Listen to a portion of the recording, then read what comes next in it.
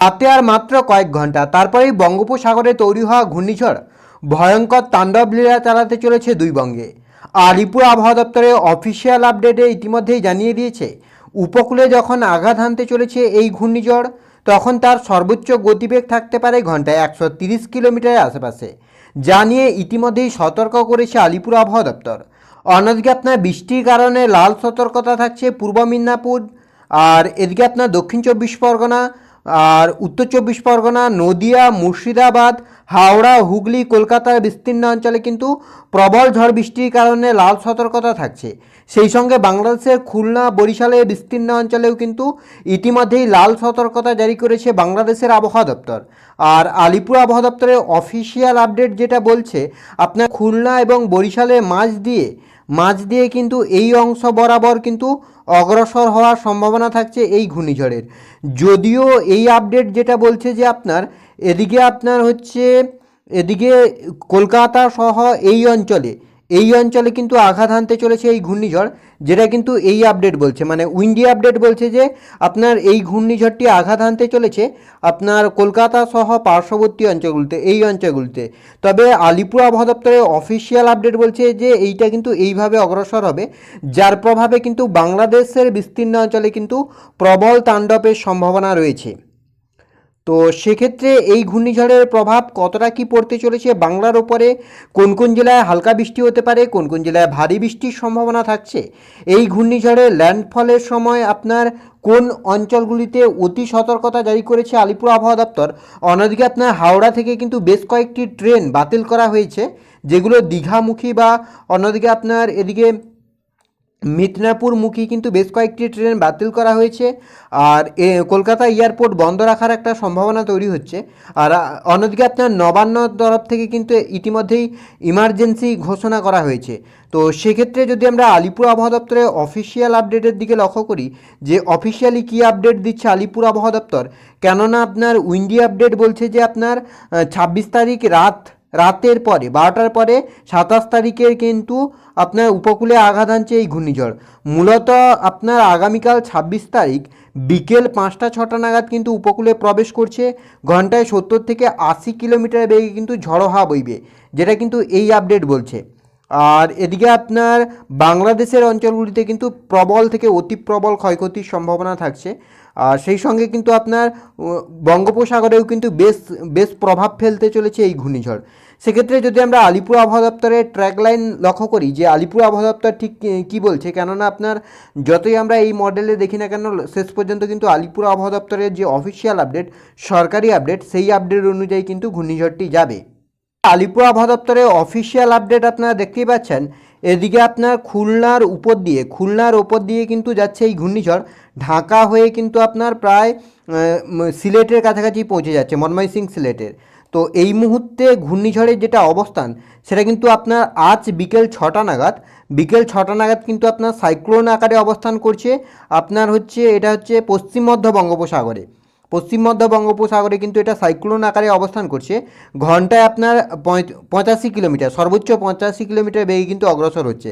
তারপরেই কিন্তু আগামীকাল সকাল 6টার দিকে, মানে 26 তারিখ সকাল 6টায় আপনার এটা কিন্তু সুপার সাইক্লোনের আকার নেবে এবং ঘন্টায় 105 কিলোমিটার সর্বোচ্চ বেগে কিন্তু ঝড়ো হাওয়া বইবে। পরবর্তীতে এটা যখন আরও উপকূলের দিকে অগ্রসর হবে, তাতে কিন্তু আরও গতিবেগ বাড়বে। অনেক ক্ষেত্রে আমরা লক্ষ্য করি যে বঙ্গোপসাগরে তৈরি হওয়া ঘূর্ণিঝড়গুলি, যেগুলো হচ্ছে সাগরের মধ্যেই অনেকটা শক্তি ক্ষয় করে উপকূলে আঘাত হানে, তবে এটা কিন্তু যত উপকূলের দিকে যাচ্ছে ততই কিন্তু শক্তি সঞ্চয় করছে। তো এটা যখন উপকূলে আঘাত হানবে, তখন কিন্তু সর্বোচ্চ আপনার ঘন্টায় 100 থেকে 110 কিলোমিটার, সর্বোচ্চ 110 কিলোমিটার বেগে কিন্তু ঝড়ো হাওয়া বইছে এবং সুপার সাইক্লোনের আকারেই অবস্থান করবে। মানে 26 তারিখ বিকেল 6টা নাগাদ এটা কিন্তু সুপার সাইক্লোন আকারেই অবস্থান করবে। আর পশ্চিমবঙ্গের ক্ষেত্রে যেটা লক্ষ্য করা যাচ্ছে আপনার প্রভাবটা, তো এই ঘূর্ণিঝড়ের সবথেকে বেশি প্রভাব যেটা পড়ছে আপনার এদিকে এই হয়ে আপনার গঙ্গাসাগর হলদিবাড়ি হয়ে আপনার ডায়মন্ড হারবার হয়ে কলকাতার অর্ধেকের দিয়ে বাঁকুড়া, হাবড়া, এদিকে আপনার হচ্ছে বনগাঁ, এদিকে আপনার হচ্ছে মুর্শিদাবাদ, কৃষ্ণনগরের উপর দিয়ে কিন্তু এই ঘূর্ণিঝড়ে সবথেকে বেশি প্রভাব পড়ছে। তো সেক্ষেত্রে আমরা বৃষ্টির দিকেও লক্ষ্য করব যে বৃষ্টির কী আপডেট দিচ্ছে। অন্যদিকে আপনার বাংলাদেশের ক্ষেত্রে কিন্তু প্রবল ক্ষয়ক্ষতির সম্ভাবনা থাকছে।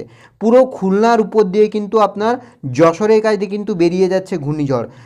যখন এটা উপকূলে প্রায় 27 তারিখ বিকেল 6টা সকাল 6টা নাগাদ কিন্তু 110 কিলোমিটার, মানে উপকূলে প্রবেশ করার পরেও কিন্তু এটা সাইক্লোন আকারেই থাকছে। মানে বুঝতে পারছেন কি পরিস্থিতি তৈরি হচ্ছে, আমফানকেও হার মানিয়ে দেওয়ার একটা সম্ভাবনা থাকছে। তো সেক্ষেত্রে বাংলাদেশে কিন্তু প্রবল ক্ষয়ক্ষতির একটা সম্ভাবনা থাকছে। পশ্চিমবঙ্গের ক্ষেত্রেও সুন্দরবন সহ বাংলাদেশ লাগোয়া যে অঞ্চলগুলি রয়েছে ওই অঞ্চলগুলিতে কিন্তু বেশি ক্ষয়ক্ষতির সম্ভাবনা থাকছে। উপকূলে আঘাত আনার সময় 110 কিলোমিটার বেগে আঘাত আনছে, তবে আপনার বাংলাদেশের ক্ষেত্রে কিন্তু সবথেকে বেশি ক্ষয়ক্ষতি হবে। এটা কিন্তু আলিপুর আবহাওয়া দপ্তরের অফিসিয়াল আপডেট যেটা বলছে। তো এবার যদি আমরা লক্ষ্য করি যে মিনিমাম ম্যাক্সিমাম প্রভাবগুলি কোথায় কতটা হচ্ছে, তো সেক্ষেত্রে যদি আমরা লক্ষ্য করি তাহলে আপনার যেটা লক্ষ্য করা যাচ্ছে মোটামুটি একটা প্রভাব লক্ষ্য করা যাচ্ছে, যেটা আপনার সবথেকে বেশি প্রভাব পড়ছে আপনার এইদিকে, এই পশ্চিমবঙ্গের সুন্দরবন হয়ে বাংলাদেশের সুন্দরবন হয়ে খুলনার কাছাকাছি এই অঞ্চলগুলিতে কিন্তু সবথেকে বেশি প্রভাব লক্ষ্য করা যাচ্ছে। এই অঞ্চলটিতে, মানে এই যে হালকা যে রয়েছে এই অঞ্চলটিতে সবথেকে বেশি প্রভাব থাকছে। তারপরে যে প্রভাবটা থাকছে সেটা কিন্তু আপনার পরবর্তী লেয়ারটা, যেটা হচ্ছে আপনার এদিকে বর্ধমান হয়ে যেটা আপনার এদিকে চলে আসছে। তো এই ক্ষেত্রে কিন্তু একটু বেশি প্রভাব পড়ছে। তারপরে আপনার থাকছে খড়গপুর, মিদনাপুর, এদিকে পুরুলিয়া, বাঁকুড়া, আসানসোল, দুর্গাপুর, এই অঞ্চলগুলিতে কিন্তু হালকা থেকে মাঝারি বৃষ্টির সম্ভাবনা থাকছে। অর্থাৎ আপনার এই পশ্চিমের যে জেলাগুলি রয়েছে এগুলোতে কিন্তু ঘূর্ণিঝড়ের সেভাবে বড় কোনো প্রভাব পড়বে না। সব থেকে যেটা প্রভাব পড়বে সুন্দরবন অর্থাৎ দক্ষিণ 24 পরগনা, উত্তর 24 পরগনা, এই দুই জেলাতে কিন্তু এই ঘূর্ণিঝড়ের ব্যাপক প্রভাব পড়বে আর প্রবল ক্ষয়ক্ষতি হবে। সব থেকে বেশি ক্ষয়ক্ষতি হবে আপনার বাংলাদেশে। এবার যদি আমরা একটু বৃষ্টির দিকে লক্ষ্য করি যে আলিপুর আবহাওয়া দপ্তর বৃষ্টির ক্ষেত্রে কী আপডেট দিচ্ছে, সেক্ষেত্রে আলিপুর আবহাওয়া দপ্তরের অফিসিয়াল আপডেট 26 তারিখের আপডেট যেটা বলছে আপনার 27 তারিখের 8:30 পর্যন্ত, মানে সকাল 8:30 পর্যন্ত। তো সেক্ষেত্রে কিন্তু দেখতেই পাচ্ছেন রেড অ্যালার্ট থাকছে, মানে প্রবল বৃষ্টির পরিস্থিতি তৈরি হবে। বিশেষ করে পূর্ব মিদনাপুর, এদিকে আপনার দক্ষিণ 24 পরগনা, উত্তর 24 পরগনা, কলকাতা, হাওড়া, হুগলিতে কিন্তু প্রবল বৃষ্টির পরিস্থিতি তৈরি হবে। তবে আপনার পশ্চিম মিদনাপুর, পূর্ব মিদনাপুর, নদিয়া, এই 3 জেলাতে কিন্তু ভারী বৃষ্টির সম্ভাবনা থাকছে। বাকি আপনার ঝাড়গ্রাম, বাঁকুড়া, পুরুলিয়া, পশ্চিম বর্ধমান, বীরভূম, মুর্শিদাবাদ, এটা কিন্তু 26 তারিখে ভারী বৃষ্টির সম্ভাবনা থাকছে। তবে বাকি যে জেলাগুলি রয়েছে এগুলোর থেকে কম।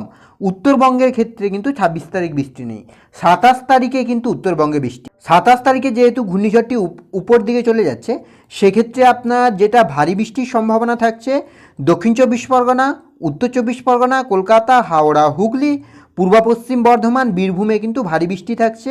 আর মালদা, 2 দিনাজপুরের ক্ষেত্রে ভারী বৃষ্টি থাকছে।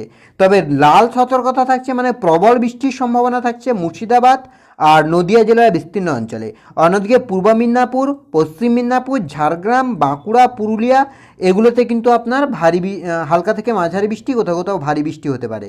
এবার যদি আমরা 28 তারিখের দিকে লক্ষ্য করি, 28 তারিখ যেহেতু ঘূর্ণিঝড়টি আরও উপরের দিকে আসছে, তো সেক্ষেত্রে জলপাইগুড়ি, আলিপুরদুয়ার, কোচবিহারে কিন্তু লাল সতর্কতা থাকছে। আপনার ভারী থেকে অতি ভারী, কোথাও অতি প্রবল বৃষ্টির পরিস্থিতি তৈরি হবে। বাকি আপনার দার্জিলিং, কালিম্পং, 2 দিনাজপুরে হালকা থেকে মাঝারি বৃষ্টি, কোথাও কোথাও ভারী বৃষ্টি। বাকি মালদা সহ দক্ষিণবঙ্গের বাকি জেলাগুলিতে কিন্তু সেভাবে বৃষ্টি নেই। আর 29 তারিখ থেকেই কিন্তু আকাশ সম্পূর্ণভাবে পরিষ্কার হবে। এবার যদি আমরা একটু উইন্ডির আপডেটের দিকে লক্ষ্য করি যে উইন্ডির আপডেট কি বলছে, দেখতেই পাচ্ছেন এদিকে কিন্তু আপনার একেবারেই কালো মেঘে ঢেকে আছে দক্ষিণবঙ্গের প্রায় বেশিরভাগ জেলা, বিশেষ করে উপকূলবর্তী জেলাগুলিতে। আর বঙ্গোপসাগরে কিন্তু ক্রমশই ঘনীভূত হচ্ছে কিন্তু ঘূর্ণিঝড়। আর পরবর্তীতে কিন্তু এই ঘূর্ণিঝড় যত বাংলার দিকে আসবে, আগামীকাল সকাল থেকে কিন্তু একেবারেই কালো মেঘে ঢেকে থাকবে আকাশ, একেবারে সূর্যি মামার দেখা পাওয়া যাবে না বললেই চলে।